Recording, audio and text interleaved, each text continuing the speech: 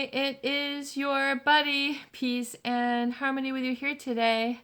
Much love going out to all the beautiful, empowered harmonizers.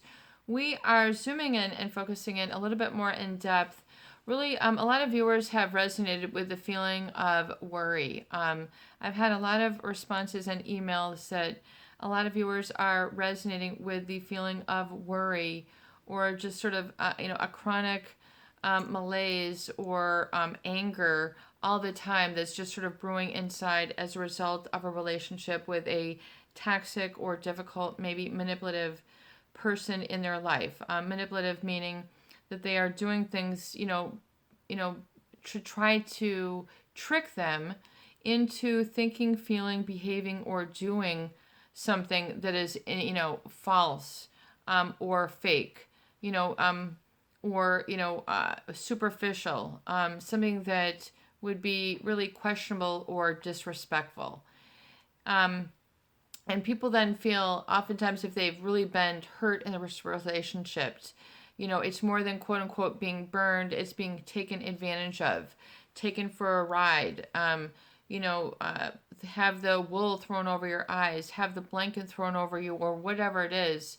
It can be real puzzling and confusing, and it can really erode someone's identity or their I am and how they feel about themselves, really, and who they are. So it can have very vast and deep implications for someone who is undergoing an experience with a relationship with someone who is causing this, sort of mind games or this sort of puzzling conundrum.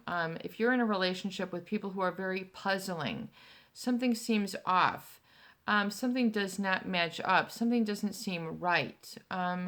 This doesn't make sense. You get this eerie feeling. And then, but then a lot of people then dismiss it. They dismiss the red flags. They excuse it away. They, offset it with something else.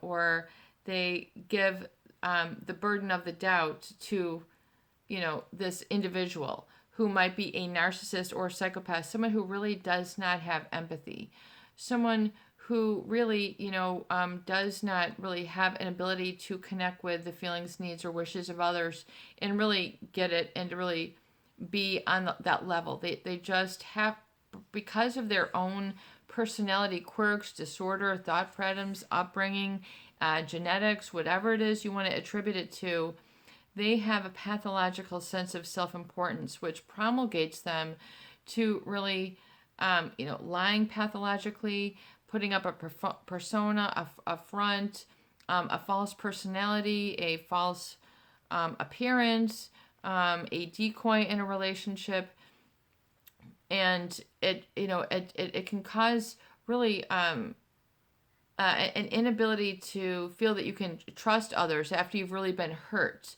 Once you've experienced this type of individual. And, how do you trust again? I mean, it might have been very severe. This person might have been a psychopath, someone without a conscience, someone who doesn't have a sense of morality. They don't have a sense of warmth really within. There is no, empathy or conscience going on in there. It's very cold, calculated, deliberate, objective, very cerebral, and this can be very earth-shaking to encounter this type of individual, meaning that it's a life changer, a game changer. It changes your outlook and your perspective on things. So how do you get sort of and restore that feeling of safety and I am back? Well, realize that it will come with time, but it also comes with learning and realizing then that not all people are like this individual. So understanding that to be the case. So then realizing then that as you kind of heal through this, you might then want to reevaluate, those people who you choose and select to surround yourself with, and who you can trust, who you can let in. But it'll be, kind of more of, you might have to, have a little bit of a rigor that you kind of not test people through, but you kind of, make sure that they're not of a different type of person. In other words, if you have been in a relationship with a drug addict and you know that you don't want to be in a relationship with a drug addict, then knowing this to be the case, then one of the important things that you would look for in people who you surround yourself with is that they are not drug addicts. So similar thing with those people who are kind of this ilk or this type. So someone who is narcissistic or psychopathic. So there are certain telltale signs, in the psychopath, maybe originally in the love bombing, you found that they were so fearless, that they never flinched. They were so cool, calm, and collected under stress that you were so impressed. Now you know that this isn't always, a good thing, especially when it comes to personal relationships. These people tend to be psychopathic. They don't feel fear. They don't really feel emotions. They don't resonate with the abstract. They don't have the same emotional content. So there's definitely something different going on. And so it can very kind of leave you in a aftershock or after sort of feeling of an aftermath moment. And so, yeah, you really do need to allow yourself to come to terms with your values then after that, and really resonating with your values and not being so extreme, but knowing what they are, and then improving and sharpening up and rehoning and then redefining your identity, your I am. Maybe you found after this you don't want to associate with these types of people. You don't want to associate, and that is okay. If you need to admit this to yourself, then just, try it on for a week, 2 weeks, 3 weeks. Maybe I don't want to run with this type of crowd or being treated this way. I don't find that is to my strength. Whatever it is, you might need to be decisive and make some big decisions after this. And then realize that things will get better. You will, and then you will be able to gauge, this. Of course, a lot of people are fearful that they don't want this to happen again. So they're afraid.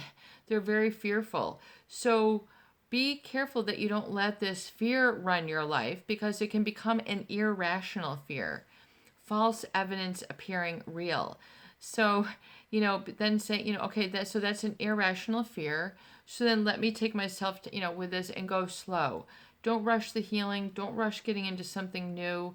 Make sure that you are able to sort of put things in their place, though, as you move through this. I think that'll help you to feel some distance and help to give you some thought process, room to think, room to process, and, not deliberate too long, but then to be more decisive.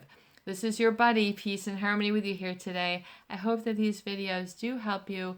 Please share, please subscribe, and please donate for more great tools, videos, discussions, and support. Peace out. Have a beautiful day.